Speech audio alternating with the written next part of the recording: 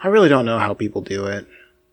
How people just turn on the mic and just rip. I think that just goes with years and years of building up your repertoire of the right things to say. But I think I just don't have it. For a while, I just been wanting to make YouTube videos. Just sit down, write a script, record everything. But there's always the one thing that always holds me back.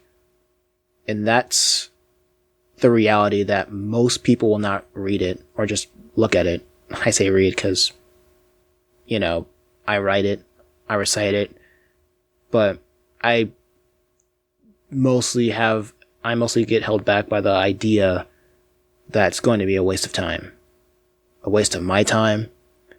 And I don't even blame the audience. I don't even blame the idea that people have lower attention spans. Because I remember I had a conversation with my dad before I dropped him off at the airport not too long ago. And he said that the worst thing about technology today is that people have shorter attention spans. And I remember I told him that I don't think that our attention spans are lower or shorter than what they used to be. I think way, way back when technology was a lot more primitive, we didn't know how valuable our time is. We didn't have all of these different distractions, all these different, how you would say, pieces of entertainment, accessible entertainment that knew how it could get our attention. And attention is the most valuable thing, more valuable than gold nowadays. And I remember telling him that the problem isn't the people. It's, the people consuming the entertainment, the attention spans of the people. The problem really is people don't know how to gather or retain attention. I'm terrible at that. My YouTube analytics tells me that I'm terrible at that. Because I see how many people you people are watching. You're probably skipped off right now. I'm pretty sure everybody's probably skipped off right now, jumped off right now, but I don't know. And it's pretty much metrics like that prevents me from posting more on the site. I'm not sure if it's because of YouTube not finding the right people, but it's most likely me. I'm most likely the most boring person alive. And especially when it comes to videos.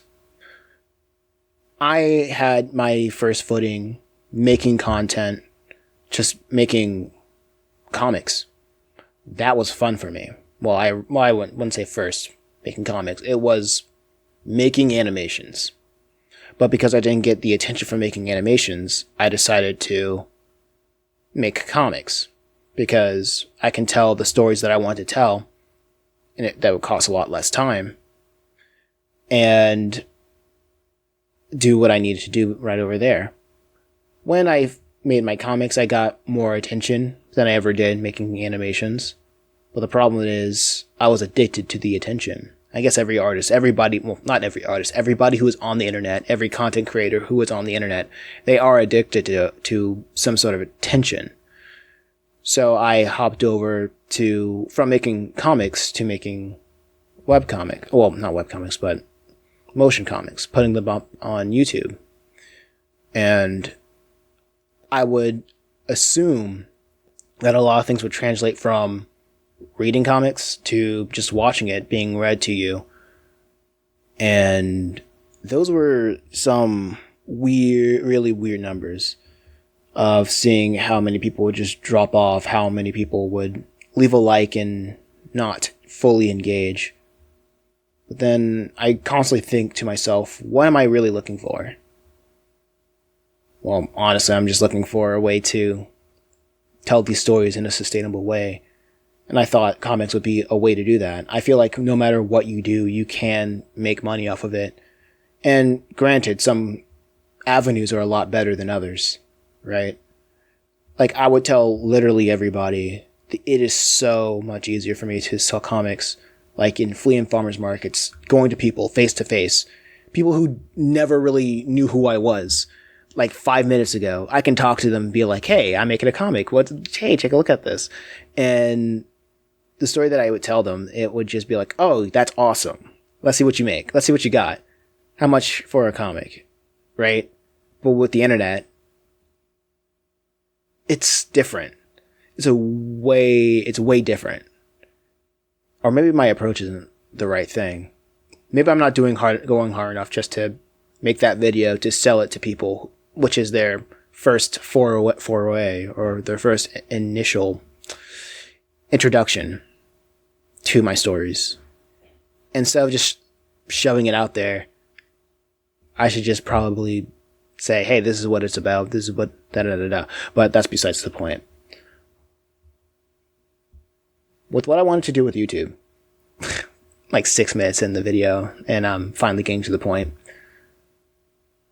What I wanted to do with YouTube is to have a way to spread the word of my comics, to show the stories that I want to tell through my comics with an algorithm that is more capable of doing it than word of mouth. I had that idea, or just I had the idea of just starting with the YouTube last year, November. It was after Thanksgiving. And what I thought would be a good idea is to just start talking to other creatives, other comic creatives, and having a podcast talking about all of our inspirations, all of our struggles, what are our hot takes when it comes to being creative or just sharing our works online. The weird thing is, it was a really nice way to connect, but it was really not a great way to get the word out, because even podcasts has their own metas. Podcasts has their own ways of trying to creep into the algorithm, because a lot of people say things are oversaturated, and I don't think oversaturation is a problem. I think having something that is oversaturated is good, because it shows that there's a market for it. I think what people are not understanding is trying to find where something in the market is underrepresented or underrepresented. And that's where, if you can find that right market, you can do a lot of good things there. But that's just how my mind works. I think about theories a lot. And everything that I've been doing for the past year has been nothing but me working on my theories and acting upon those theories. But I don't know. I've just been really tired. I don't know if I can go through the whole laundry list of all the things that I've been doing with YouTube, from making the podcast. I tried to go weekly on that, the Drawing Solo podcast. I tried to do that like every week until I got tired and impatient, to the point where I would post like three podcast episodes for a week, then 5, and then I just start pushing as much episodes out, because I want to look like validated. I wanted to look like I knew what I was doing, because I wanted to get more people in, more faces in, more recognizable figures to go on the podcast. But what I learned is that collaborations don't really mean that much. Oddly enough, it's pretty much a favor. Of course, you'll have some people that would just join in because of your guests' diehard fans. Their audience is diehard fans that you're borrowing for a second. They'll see that, oh, hey, that's cool, but they don't stick around because that's not what they like. That's not their fancy, right? Then I would see, hey, maybe I can do some other things with my YouTube. Maybe if I do snippets, show those snippets around, I made like around 30 I don't know, 30 snippets, clippable moments from the podcast. They didn't really go that far. Then I moved over to making motion comics, make snippets of the motion comics. You had some hits. You had some that reached 1,000 views. And man, I loved every single comment that I would get, even though when they were like not positive, not the most positive. I would love seeing those comments too, because that would just show me that that was somebody's attention that I grabbed, and what I've made was so valuable that they took time out of their day to comment. And the weird thing now is I post a lot of things on YouTube. I think right now I have like 1,200 uploads on this channel. Half of them are shorts. And I can tell you, through a lot of hours of content that I posted on this channel, the most annoying thing for me is that lack of interactability. When there's no comments, there's nobody that I can interact with, I just look at numbers. And the only thing that I can do with numbers is compare it to what number that I would like it to do, what I like it to be, right? I see a number that's a 9 and I want it to be a 15. I want it to be greater than it is right now, because that's all that I have to work with. And I know when I would watch a lot of different YouTubers or gurus, for a lack of a better word, and they say after a while YouTube just turns into a numbers game, where all you want to do is have the number be higher than it was before. And I felt that, and I didn't even reach 1,000 subscribers yet. And I was doing that with content that I liked. I mean, everything that I make, I like, you know, I don't make anything that I'm like, ew, this is gross. Most of the time. But I think after a while, when everything just turns into a numbers game and I'm still not getting paid, none of this is still paying the bills, and that's what I really want to do. I want to tell the stories that I want to tell and find a way to do it and pay the bills. It's just not adding up. A lot of these numbers aren't adding up. The math isn't mathing, right? So right now, is it worth having 1,000 subscribers? It's just a number right now. What I really wanted to do was be monetized, so that's when the money would kick in. But as soon as I got to like 5,000 subscribers, everybody who does YouTube knows that in order to get monetized, you got to have that 1,000 subscribers and 4,000 watch hours, right? When I had like 500 subscribers, my watch hours were pathetic. It was awful. I was putting my work in uploading like daily, weekly, monthly, whatever, right? I've always been uploading. Uploading is not a hard thing for me. Psh, I can upload, like I'm uploading right now. This is content, you know? But I would upload constantly, and the metric that matters for watch hours is, surprise, surprise, the watch hours. And that was the number I was solely focused on. Making a video that would take like a couple hours to work on, just so I can get 4 hours of watch time in return. And then I would just see YouTube just stop promoting it to anybody, flatline. Maybe if I change the title, nothing. Maybe if I just change the thumbnail, nothing. What am I supposed to do? I go to the gurus. They say, change the title, change the thumbnail, and if all that doesn't work out, just YouTube, just let it sit there. YouTube will probably find it within a month, a week, a year. Who knows? And I'm like, all right, bet. I'll just keep making stuff. I'll just keep posting stuff every day. And as I keep posting things, maybe one day YouTube will find an old video and they'll just blow it up. Shoot. Okay, cool. Sorry, the thing turned off. Maybe one day YouTube will find the short or find the video and just blow it up while I'm doing other things, right? It's wild. That haven't happened. That didn't happen yet. I'm not gonna say it's never gonna happen, but man, it's tiring. It's so tiresome.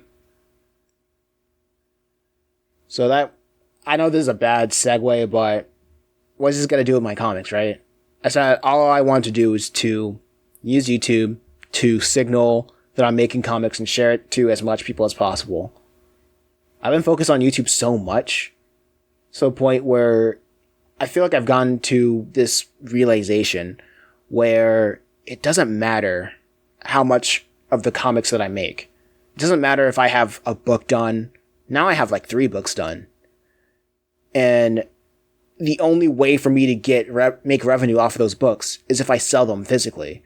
Well, and I'm not talking about bookstores. I'm talking about going to markets, talking to people face to face. That's when I get money from having a finished book. And I don't even have to need to have a finished book. I've been selling like chapters, like 20-page chapters, put them in booklets, staple them, sell them, and be like, hey, this is how much this costs. This is my story. This is what it's about. Here's what I want to do with the story. And this, if you want to support me, if you want to have this booklet, it's like $5 or whatever I'm selling it for, right? And the thing about that is, I wanted to do the online thing as a multiplier. And as soon as I went online, it's just like multiplying by 0. So I say all that by asking, am I still making comics? Sort of. It's gone to a point to when I'm not going outside selling the comics, I have this weird perception of why I'm doing things. And I'm not thinking about, oh, it's all for the money. It's more of, what will I do to get this in front of the most amount of people? It's attention that I'm most likely looking for, right? And I know attention doesn't pay the bills, but when you have the attention, a lot of people will pay the bills for you when you do have it. I think that's what I've been thinking, right? So I'm just trying to figure out, why am I doing this, right?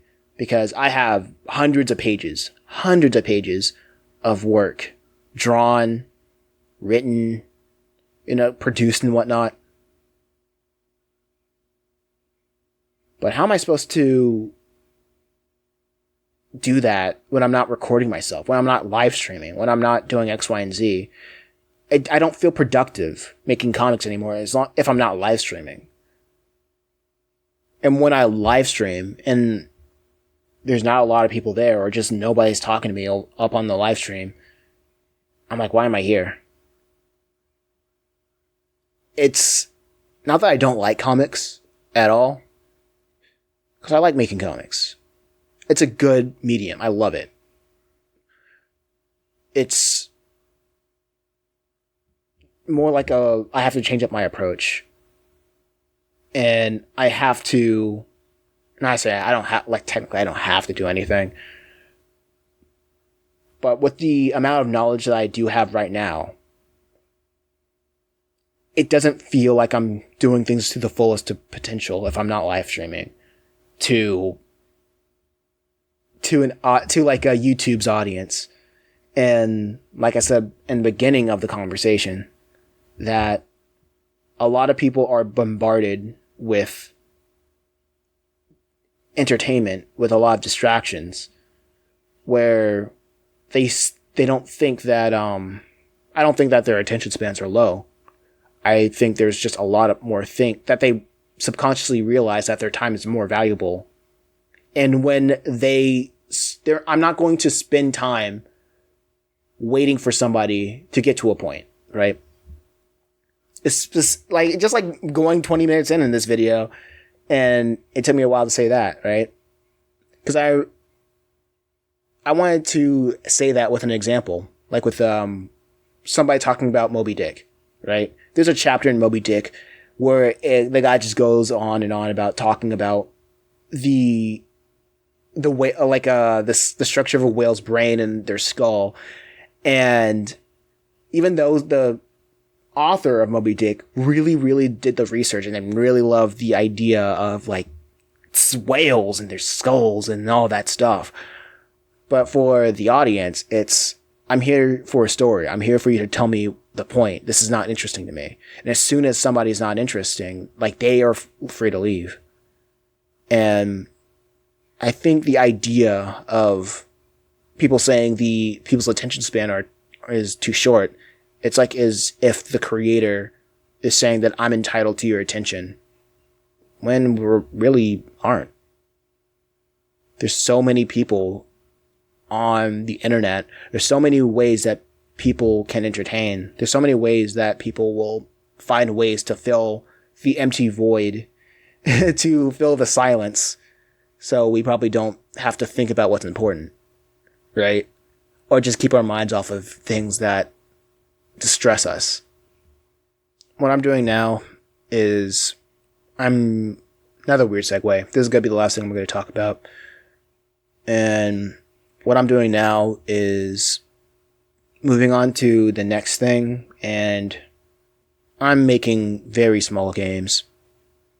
I know making video games sounds like the biggest walk backwards ever, the largest like dumb brain things, but hear me out, right? I remember this one guy, before I dropped out of college, he told me that don't go into making comics because there is no money in it. And at the time I thought it was like the dumbest thing ever, because dude, people just do the most ridiculous things on the internet, on the internet, and like they get paid for it. Why not make money off of comics? Make comics and then make money off it on the internet. And the longer that I've been in this space, I'm not in this space because I'm not in part of any community, but the longer that I've been in the circle, the more I've looked at people who do make it and the people who burn out. And obviously, surprise, surprise, the people that do make it, they have their own audience. The people who do make it, they have their own, if they have their own audience, it's a large chance that they all make it. So, right? You know what I mean? I'm pretty sure you can count like on your fingers and toes how many content creators from YouTube or from any other site that says, yeah, I'm making a comic now, and they already had, nobody blows up by making comics. The very rare anomaly does. I think everybody wants to say like DD Mark, or probably like some guy on Webtoons or whatever. But those are outliers, wild outliers. And not only that, those are outliers that constantly struggle to make money off of what they make money off of comics. And that is so bizarre to me, right?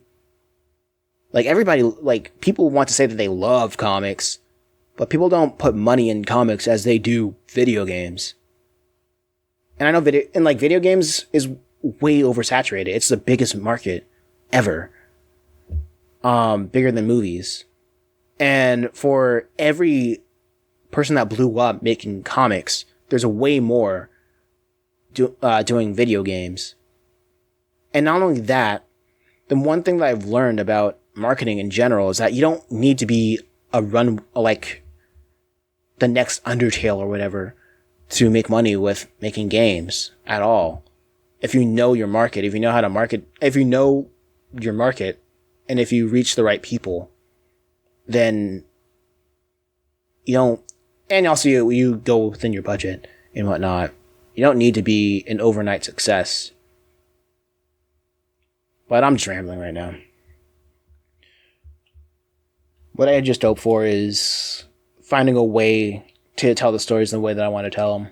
I want to make, the way that I'm making my games is they are going to be like just direct translations of the comics, somewhat in a visual novel form, adding mini like for the Let's Go Metal Hero comic. I'm thinking, not thinking right now. I'm making it into like a little bit of a WarioWare type situation where there's gonna be the main storyline, and then it gets sidetracked with microgames in a weird WarioWare format.